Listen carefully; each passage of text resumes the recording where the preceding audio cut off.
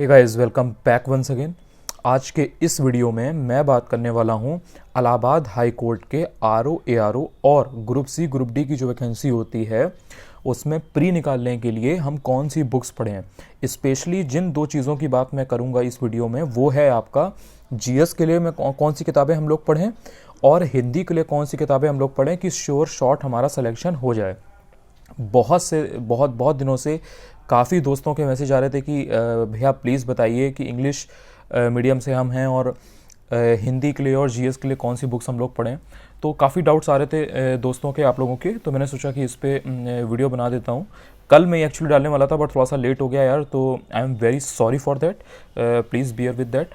और तो यार बात करते हैं जीएस और हिंदी की, इनके बुक्स के बारे में मैं बात करूंगा जिनको अगर आपने पढ़ लिया तो आपका प्री नहीं रुकेगा, बिलीव मी गाइस, ठीक है। बाकी जो आपके दो टॉपिक हैं, जैसे कि आपका एक हो गया कंप्यूटर, दूसरा आपका हो गया इंग्लिश। तो यार इंग्लिश की मैंने जो प्रिपरेशन स्ट्रेटजी है वो मैंने ऑलरेडी बना रखा है वीडियो, अगर आप चाहें तो आप देख सकते हैं। कंप्यूटर्स का मैंने आपको पहले भी बताया था कि अगर आपको इलाहाबाद हाई कोर्ट का एग्ज़ाम निकालना है तो पहला जो आपका जो डिसाइडिंग मेन फैक्टर है वो है आपका इंग्लिश। इंग्लिश आपको औरों से बेहतर करनी है, जिसकी इंग्लिश बेहतर होगी उसका सिलेक्शन होगा, ठीक है। क्योंकि इंग्लिश में क्या है कि अगर आपका वो कोई वोकेबलरी आई, कोई ईडियम आया, कोई फ्रेज़ आया, कोई आपका सेंटेंस आया, या तो आपको आता है या आपको नहीं आता है, ठीक है। उसमें श्योर शॉर्ट एकदम मतलब होता है। जीएस का क्या है कि सपोज मेरे को 20 क्वेश्चन आते हैं, आपको 19 आते होंगे, आपको 18 आते होंगे। ऐसा नहीं होगा कि आप एकदम गुड़गोबर हो, आपको 10 आता हो, मुझे 20 आता हो, ठीक है। आपके कॉम्पिटिटर को आप एकदम ज़्यादा आता हो, आपको बिल्कुल ना आता हो, ऐसा नहीं होता है। क्योंकि आप तैयारी कर रहे हैं, आप चीज़ें पढ़ते रहते हैं, कोई चीज़ आप उस टाइम पे रिकॉल नहीं कर पाए तो हो सकता है आपका एक नंबर कम आए।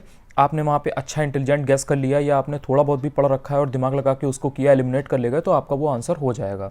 तो जीएस में इतना डिफरेंस नहीं आता है। जो मेन डिफरेंस आता है वो आता है आपका इंग्लिश की वजह से। इंग्लिश जिसकी अच्छी होती है वो इसमें बाजी मार लेता है। दूसरा आपका हो गया हिंदी। देखिए हिंदी का क्या है कि हिंदी का पोर्शन लगभग सब लोग सही करते हैं, सब एकदम सॉलिड मार के आते हैं।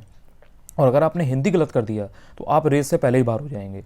ये मतलब एक बात गांठ बांध लीजिए। और सेम हिंदी की तरह आपका जो है वो है आपका कंप्यूटर। कंप्यूटर के जो क्वेश्चन आते हैं वो इस तरीके के होते हैं कि लगभग हर बंदा सही करता है, क्योंकि इसमें टाइपिंग मांगी हुई है इलाहाबाद हाई कोर्ट में, आप जानते हैं। तो टाइपिंग मांगी है तो बंदा कंप्यूटर फ्रेंडली होता है। जब उसे टाइपिंग आती है तो उसे बेसिक फंक्शन भी आते होते हैं, वो एमएस वर्ड भी चला ही लेता है, एमएस एक्सेल वगैरह भी कर लेता है, ठीक है। बेसिक मतलब उसे फंक्शन आते होते हैं, उसी से रिलेटेड क्वेश्चन आते हैं, तो वो बंदा वो भी अच्छा कर ले जाता है। I hope you are getting my point. तो आज जो है मैं जीएस की बुक्स और हिंदी की बुक्स की बात करूँगा। सबसे पहले जो एक रिक्वेस्ट आई थी वो ये आई थी कि सर हम इंग्लिश मीडियम से हैं, हिंदी में हमको प्रॉब्लम हो रही है, तो हम मतलब कैसे इफ़ेक्टिवली उसको प्रिपेयर करें। तो देखिए मैं आपको बताना चाहूँगा कि आपने बताया था कि आपने घटना चक्र पढ़ी है बट आपको प्रॉब्लम हो रही है, आप इंग्लिश मीडियम से हैं। देखिए आपने जो घटना चक्र की बुक ली होगी वो आपने ऑब्जेक्टिव बुक ली होगी। आपने ऑब्जेक्टिव बुक ली, उसमें एक एक चैप्टर में ज़्यादा दिया नहीं है, वो एक दिन में किताब वो 4 घंटे में ख़त्म की जा सकती है, ठीक है। तो वो ऑब्जेक्टिव बुक जो है आपने उससे पढ़ा तो उसमें आपको लिमिटेड कंटेंट मिला और वो ऑब्जेक्टिव टाइप क्वेश्चन थे, तो आपका जो नॉलेज बेस है वो नहीं बना। और एक तो आप इंग्लिश मीडियम के हैं, आपका हिंदी में उतना मतलब फ्री हैंड रहा नहीं है, तो आपको वहाँ पे दिक्कत हुई। आप क्या कीजिए कि घटना चक्र की एक मोटी बुक आती है, उसमें मतलब टॉपिक वाइज सारी चीज़ें इन डेप्थ दी रहती हैं, आप उससे स्टार्ट करिए। वो मार्केट में जाइए, मेरे पास थी, मैं आपको यहाँ तो नहीं रखी है, मुझे थोड़ा सा निकालनी पड़ेगी, बट मैं आपको नेक्स्ट किसी वीडियो में इलाहाबाद हाई कोर्ट से रिलेटेड कोई बनाऊंगा तो मैं आपको दिखा दूंगा। मोटी सी किताब आती है घटना चक्र की, आरओ के लिए स्पेशली वो रहती है, आप उसे लीजिए, ठीक है। वो जब आप ख़त्म कर लें, जब आप वो ख़त्म कर लें तब आप ये प्रैक्टिस सेट घटना चक्र का लगाइए, जो पतला सा होता है, जिसमें प्रीवियस ईयर क्वेश्चन पेपर दिए रहते हैं जो आए हुए हैं। तो अगर आप इतना करेंगे तो आपको एक आपका नॉलेज बेस बनेगा। फिर आप अगर इतना कर लें और आपके पास टाइम बचे या आपको और भूखो कि नहीं यार मुझे और करना है और मुझे स्ट्रॉन्ग करना है अपना पॉइंट, तो और भी कई पब्लिशर जो हैं वो निकालते हैं। आदित्य वगैरह की आती है और भी 2-3 आती हैं। आदित्य में ऑल्टू छोटी मोटी गलतियां हैं बट उतना ठीक है, उतना आपका जब नॉलेज बेस हो जाएगा तो आप पकड़ लेंगे कि हाँ यहाँ पे ये गलती है क्या है, तो उतना चलता है। बाकी कंटेंट उसमें भी अच्छा है, आपको काफ़ी न्यू क्वेश्चंस जो हैं वो मिलेंगे, ठीक है। उसके बाद में एक परीक्षा दृष्टि करके भी एक किताब आती है, मतलब किताबें 6-7 हैं, किरण पब्लिकेशन की भी आती है, उसमें भी कुछ कंटेंट नया है, आपको सब नहीं पढ़नी है। आप पहले एक घटना चक्र की मेन किताब लीजिए, उसको पूरा अच्छे से रट मारिए, मतलब उसमें अपना एकदम बिल्ड करिए कॉन्सेप्ट जो भी आपको रटना है पढ़ना है। और घटना चक्र की फिर प्रैक्टिस ईयर, वो जो प्रीवियस ईयर आता है वो फिर उससे प्रैक्टिस करिए। ये आपके हो गया हिंदी का। इसके अलावा स्टैंडर्ड बुक जो आती हैं, जैसे पीएन पांडे जी की हो गई, हरदेव भारी जी की हो गई, वो अगर आप लेकर के कोई एक पढ़ें तो वो सबसे बेहतर है। घटना चक्र से भी पहले अगर आप उसे कोई एक किताब उनमें से कोई ले लें, जो भी एक स्टैंडर्ड बुक है, और वो लेकर के आप उससे निपटा लें, तो आपका फंसेगा नहीं, आपका हिंदी आराम से निकलेगा, बिलीव मी। और इसके बाद बात करते हैं जीएस की। तो देखिए जीएस जो है, अगर आपको इलाहाबाद हाई कोर्ट का आरओ या ग्रुप सी ग्रुप डी निकालना है, दो काम आपको, 2 या 3 काम तो सबसे पहले करने हैं। ये आप करेंगे तो आपकी 60% तैयारी हो जाएगी, 40% आपका रह जाएगा, या 70% तक आप कह सकते हैं। ठीक है, सबसे पहली चीज़ है ल्यूसेंट की किताब। ल्यूसेंट की किताब 2 तरीके की आती है, एक सब्जेक्टिव आती है, एक ऑब्जेक्टिव आती है। ऑब्जेक्टिव में करीब 10-12 हज़ार क्वेश्चन दिए रहते हैं एमसीक्यू के फॉर्म में। एक आती है सब्जेक्टिव जिसमें थ्योरी लिखी रहती है। ठीक है, सबसे पहले थ्योरी वाली किताब उठाइए, कुछ ना कीजिए जीएस में, कुछ ना कीजिए, एक बार खुद से बस इतनी बात मान के देख लीजिए, अगर आप मुझ पर भरोसा करते हैं तो, वरना आपकी मर्जी। आप केवल और केवल ल्यूसेंट की सब्जेक्टिव किताब उठाइए, स्टार्टिंग के 10-15 दिन, 20 दिन, जितना कम समय में आप उसको कंप्लीट कर सकें, उसकी 2, 3, 4 रीडिंग मार जाइए। आपको याद कभी नहीं होगी, लेकिन वो क्वेश्चन अगर उसमें से निकल के आएगा तो आप कर ले जाएंगे। वो इस तरह से किताब लिखी गई है कि वो याद तो नहीं होती है, बहुत टाइम लग जाएगा आपको, 8-10 बार रीड करेंगे तब आपको वो एकदम रटेगा, लेकिन आपको ये पता चल जाएगा हाँ किस क्वेश्चन का आंसर क्या है, मेगास्थनीज की इंडिका है कि क्या है, कौन कब आया, कौन सा फॉरेन ट्रैवलर कब गया, कब आया, ये सब चीज़ें मतलब आपकी एकदम आपको पता लग जाएगा, आपका नॉलेज बेस बन जाएगा, आपके दिमाग में, मेमोरी में वो चीज़ें रहेंगी। तो ल्यूसेंट जो सब्जेक्टिव किताब है थ्योरी वाली, वो आप कम से कम 4-5 बार पढ़िए। सबसे पहले तो 1-2 बार ही पढ़िए, उसके बाद तो आपको कम टाइम लगेगा। जब आपकी ये सब्जेक्टिव बुक ख़त्म हो जाए, ठीक है, तब आप उठाइए ल्यूसेंट की ऑब्जेक्टिव, और उसमें जो 10-12 हज़ार क्वेश्चन दिए हैं वो रट मारिए। रट मारने को तो समझ रहे हैं, कोई क्वेश्चन में रिवाइज ना करना पड़े, क्वेश्चन आए तो आप कर सकें, चाहे आपका एग्जाम आज से 15 दिन बाद हो। वो 10-12 हज़ार क्वेश्चन आपको रटे होने चाहिए। अगर आपने ल्यूसेंट की ये दोनों किताबें कर ली, आपका 40% बेस बन चुका है। दूसरी जो चीज़ आती है वो क्या है, वो ये है कि अगर आपके पास ल्यूसेंट करने के बाद टाइम बचता है और बाकी सब्जेक्ट्स भी आपने ठीक ठाक कर रखे हैं, और आप या तो फिर आप जीएस में वीक हैं, तो फिर आप उठाइए घटना चक्र। घटना चक्र किसकी किसकी उठानी है, पहले आप 4-5 सब्जेक्ट की उठाइए, जो मेन सब्जेक्ट हैं, जिनसे शॉर्ट क्वेश्चन आता है। आप उठाइए हिस्ट्री की घटना चक्र, आप उठाइए ज्योग्राफी की, आप उठाइए जनरल साइंस की, आप उठाइए इन्वायरमेंट की, और आप उठाइए पॉलिटी की। इन्वायरमेंट की छोड़ दीजिए, इकोनॉमी की छोड़ दीजिए। इकोनॉमी में क्या है कि उससे जो भी क्वेश्चन आते हैं वो करंट बेस्ड होते हैं, तो वो आपका जो आप करंट अफेयर्स पढ़ रहे हैं उससे आपका कंप्लीट हो जाएगा। आप घटना चक्र लीजिए, और हिस्ट्री की, ज्योग्राफी की, जनरल साइंस की, इन्वायरमेंट की और पॉलिटी की, और ये रट मारिए। रटना है मतलब मेहनत तो करनी पड़ेगी, बिना मेहनत किए नहीं होगा। अब आप पूछें कि केवल हम उसमें जो उसका ऑब्जेक्टिव में मतलब जो ऑप्शन दिया रहता है केवल वो पढ़ें, उसकी थ्योरी पढ़ें कि ना पढ़ें, देखिए अगर आपके पास टाइम है तो आप थ्योरी पढ़िए, लेकिन अगर आप पहली बार पढ़ रहे हैं, आपका बिल्कुल मतलब जीएस वीक है, आपका नहीं है उतना नॉलेज बेस, आपको पता है कि नहीं यार मेरा कॉन्सेप्ट क्लियर नहीं है, तो आप पहले सिर्फ और सिर्फ क्वेश्चन देखिए, आंसर देखिए, क्वेश्चन देखिए, आंसर देखिए, पहले एक रीडिंग मारो, ख़त्म करो। ठीक है, थ्योरी बाद में पढ़ना, थ्योरी पढ़ने का टाइम अगर नहीं है या नहीं अगर इतना नॉलेज है तो पहले question answer, question answer, question answer, इतना निपटाओ। ये जब निपटा लो तब उसके बाद में आप उसकी थ्योरी पढ़ना बाद में, दूसरी तीसरी रीडिंग में। घटना चक्र निपटाओ हर सब्जेक्ट की, जो मेन सब्जेक्ट हैं, जैसे पॉलिटी हो गया, हिस्ट्री हो गया, ज्योग्राफी हो गया, ठीक है, इन्वायरमेंट हो गया, जनरल साइंस हो गया, बायोलॉजी है, फिजिक्स केमिस्ट्री है, ये सब निपटाओ। अगर ल्यूसेंट कर लिया, घटना चक्र कर लिया, और प्रीवियस ईयर पेपर जो आए हैं, जैसे अगर ग्रुप सी का, ग्रुप डी का एग्जाम दे रहे हो तो भी आरओ यारो ग्रुप सी डी लगाओ, और अगर आप आरओ यारो दे रहे हो इलाहाबाद हाई कोर्ट का तो भी आप ग्रुप सी ग्रुप डी लगाओ। आपको इलाहाबाद हाई कोर्ट के जो भी एग्जाम हुए हैं वो आपको लगाना है प्रीवियस ईयर पेपर। इतना अगर आपने कर लिया, 70-80% आपकी तैयारी कंप्लीट है। इसके बाद आपका बचता है करंट अफेयर्स। तो करंट अफेयर्स के लिए कोई भी एक ऐसी मैगजीन ले लो जिसमें एमसीक्यू वन लाइनर टाइप होते हैं, कोई भी देख लो अच्छी, जिसमें कवरेज अच्छा हो। ज़्यादा थ्योरी नहीं पढ़नी है, डिटेल नहीं पढ़ना है, इसमें आपको प्री निकालना आपका लक्ष्य है, आपको यहाँ पे मेंस राइटिंग नहीं करनी है, जो आप पूरा कॉन्सेप्ट समझ रहे हैं। फिलहाल आपको एग्जाम निकालना आपका लक्ष्य है, तो आप इस समय वन लाइनर पढ़िए, ऐसे और उसमें बहुत सेलेक्टेड वन लाइनर आता है। कोई इवेंट हुई है, कहीं पे कोई सबमिट हुई है, कोई अवार्ड है बहुत ज़्यादा मेन, कोई नोबेल प्राइज़ मिला है मेन, मतलब आप 2-3 बार पेपर देखोगे प्रीवियस ईयर का, आप तुरंत जान जाओगे कि हाँ यार ये क्वेश्चन तो बार बार रिपीट होता है, यूनाइटेड नेशन से रिलेटेड क्वेश्चन बार बार आता है, इंपॉर्टेंट डेज जो होते हैं उनसे रिलेटेड क्वेश्चन बार बार आता है।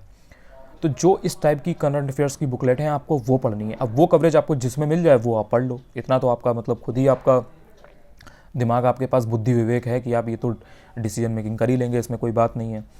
और इसके अलावा हिस्ट्री का मैंने आपको बता ही दिया, ज्योग्राफी का बता दिया, एनवायरनमेंट का बता दिया, इकोनॉमी का आपका करंट में पड़ जाएगा। इसके अलावा मैं आपको अभी और भी बुक्स बता दूंगा। और बचा है आपका यूपी स्पेशल। तो यार यूपी स्पेशल के लिए आप जो उत्तर प्रदेश की तथ्यसार आती है आप वो रट मारो, एक भी क्वेश्चन आपका फंसेगा नहीं, सीधी सी बात है, ठीक है। या फिर अगर आपने परीक्षा वाणी की पढ़ रखी है तो आप वो पढ़ लो, कोई भी एक किताब पढ़ लो, आपका कोई क्वेश्चन नहीं फंसेगा। इसके अलावा आपकी बात आती है सेंसस की, तो सेंसस में प्रीवियस ईयर के जो भी क्वेश्चन आए हुए हैं सेंसस से संबंधित वो तो आपको आने ही आने हैं, वो तो आप सबसे पहले पढ़ लीजिए ताकि अगर उसमें से रिपीट हो तो आपका वो गलत ना हो। और इसके अलावा परीक्षा वाणी की एक पत्ती सी बुक आती है, आप वो कर सकते हैं। हालांकि उसमें थोड़ा सा ज़्यादा दिया है बट ठीक है, मतलब यार उतना उतना उतना करते बता, एक बार पढ़ लोगे फिर उसके बाद में दिक्कत नहीं होगी, है ना।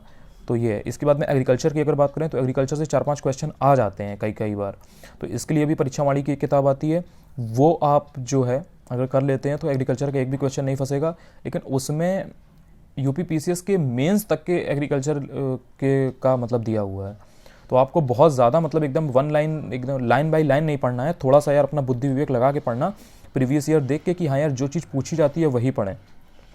खैरा रोग धान का है कि किसका है ये पता होना चाहिए, कौशल किसकी प्रजाति है, मूंगफली की है कि किसकी है ये पता होना चाहिए। मतलब जो बेसिक चीज़ें हैं, जो बेसिक फैक्ट्स हैं कि टमाटर में लाल रंग लाइकोपीन की वजह से होता है, किसकी वजह से होता है, मिर्च में जो तीखापन है वो किसकी वजह से होता है, तो ये सब चीज़ें जो बेसिक हैं, जो हर बार क्वेश्चन रिपीट हो रहा है आरओ यूपी पीसीएस में, वो क्वेश्चन आपको गलत नहीं करना है। तो वही चीज़ें आपको एग्रीकल्चर में पढ़नी है।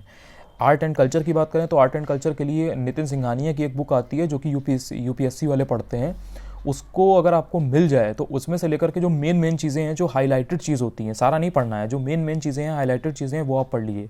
या फिर अरिहंत की जैसे बुक आती हैं जो जनरल स्टडीज़ की, स्टैटिक पोर्शन या लूसेंट वगैरह, उसमें जो बेसिक आर्ट एंड कल्चर के क्वेश्चन रहते हैं कि किस स्टेट का कौन सा डांस है, कहाँ का फोक डांस कौन सा है, कहाँ पे, मतलब आर्ट एंड कल्चर से रिलेटेड जितनी भी यार बेसिक चीज़ें हैं, आप समझ रहे हो ना मैं क्या कह रहा हूँ, वो आपको तैयार करनी है, बहुत ज़्यादा डिटेल नहीं पढ़ना है, क्योंकि 3-4 क्वेश्चन आ जाते हैं कभी कभी उससे संबंधित, तो वो स्टैटिक पोर्शन होता है जीके का, अगर आपका वो पढ़ा हुआ फंस गया तब तो ठीक है, वरना प्रॉब्लम हो जाएगी, इसलिए थोड़ा सा देख के रखिए, थोड़ा सा आपको इसको पढ़ना है। और तो आप बाकी मैं कुछ पर्टिकुलर बुक्स भी बता देता हूँ। बहुत से लोग को बुक्स जाननी थी कि हम सर इंग्लिश मीडियम के हैं तो हम किस बुक से पढ़ें, या हम हिंदी के हैं तो किससे पढ़ें, तो मैं जो 4-5 मेजर आपके सब्जेक्ट हैं मैं उसकी बुक्स आपको बता देता हूँ, आपको ऑप्शन भी दूंगा, अकॉर्डिंगली आप डिसाइड कर सकते हैं जो आपकी जैसी इच्छा हो।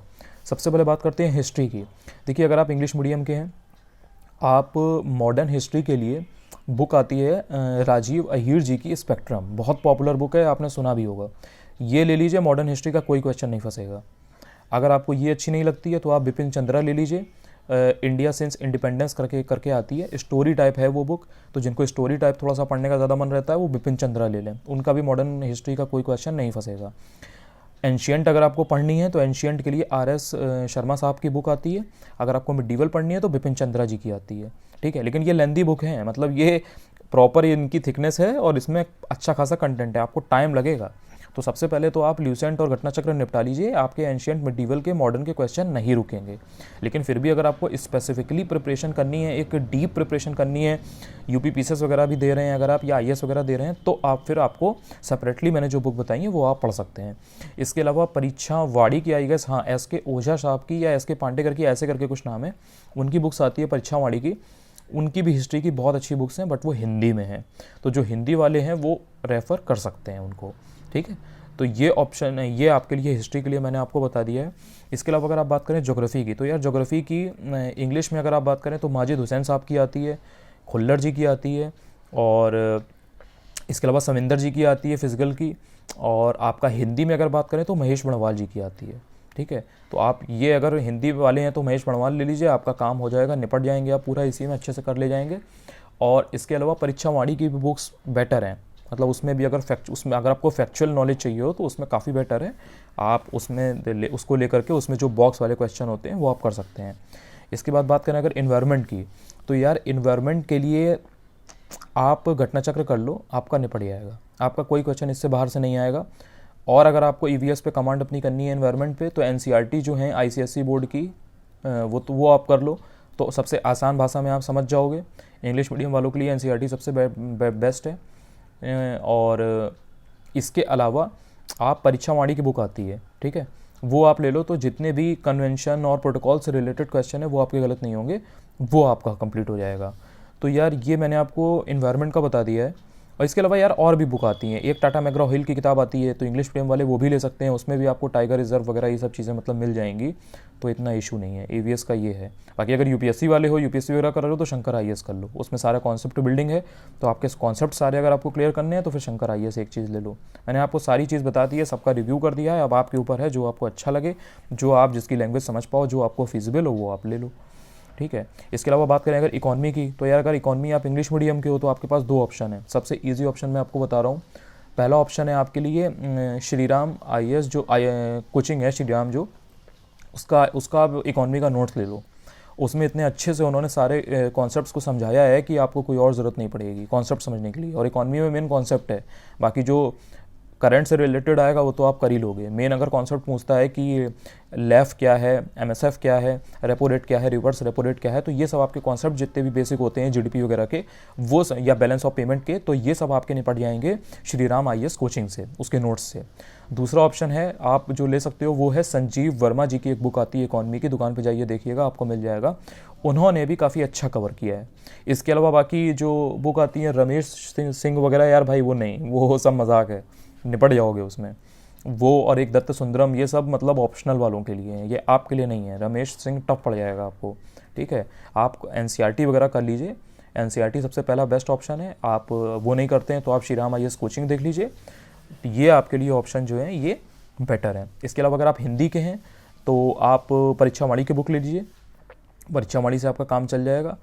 तो ये इकॉनमी के मैंने आपको कुछ बताए हैं, ये आपका हो गया। इसके अलावा साइंस की अगर बात करें तो साइंस के लिए यार एक मैं आपको बुक बताना चाहूँगा, एक स्पीडी जीके करके एक बुक आती है, आप जाइएगा, वो रेलवे वालों के लिए होती है, स्पीडी करके, स्पीडी पब्लिशर है, और वो साइंस की बुक निकालते हैं। एक तो उनकी जीएस की आती है, एक उनकी आती है जनरल साइंस की। एक बार वो बुक लेके देखिएगा, वो शायद हिंदी में है, मस्त बुक है भाई वो, है ना। वो अगर आपने कर लिया तो आपका क्वेश्चन कोई नहीं फंसेगा। बाकी जनरल साइंस के लिए घटना चक्र अपने आप में संपूर्ण है, ठीक है, कोई क्वेश्चन नहीं फंसता है उसके, उससे बाहर मतलब कुछ नहीं आता है। इसके अलावा भी अगर आपको चाहिए कि नहीं यार मुझे और भी कुछ चाहिए या ये मैं नहीं पढ़ सकता घटना चक्र वगैरह, तो आप फिर ल्यूसेंट की जनरल साइंस आती है वो पढ़ लो। अब लेकिन उसमें वही चीज़ है कि उसमें थ्योरी ज़्यादा दी है, क्वेश्चन 700-800 दिए हैं ईच सब्जेक्ट, यानी कि फिजिक्स के भी 600-700 दिए हैं, केमिस्ट्री के भी दिए हैं, बायो के भी दिए हैं, और बाकी थ्योरी दी है। तो थ्योरी इतनी ज़्यादा काम की नहीं होती है, एमसीक्यू आपने ज़्यादा पढ़ रखा हो वो ज़्यादा बेटर है। तो ये मैंने आपको साइंस का बता दिया, ये मैंने आपको मेजर जो आपके जितने भी सब्जेक्ट थे तो मैंने आपको उनका बता दिया है यार। इसके अलावा भी अगर आपको कोई भी डाउट हो तो आप कमेंट सेक्शन में मुझसे पूछ सकते हो। अगर इलाहाबाद हाई कोर्ट की आरओ एआरओ या ग्रुप सी ग्रुप डी की वैकेंसी के रिगार्डिंग और भी कोई अगर प्रिपरेशन के रिगार्डिंग आपके अगर कोई डाउट हैं तो आप वो भी मुझसे पूछ सकते हो, तो उसके रिगार्डिंग भी मैं सेपरेट वीडियो बना दूंगा। अगर यार वीडियो इन्फॉर्मेटिव लगे तो प्लीज़ चैनल को सब्सक्राइब कर लिया करो, सो दैट अगर कोई भी मेरा नेक्स्ट वीडियो अपलोड होगा तो आपके पास पहुँच जाएगा। तो अगर आपके काम का होगा तो आप देख सकते हैं, ठीक है। लगातार यार पढ़ते रहो। जय हिंद, जय भारत, नमस्कार।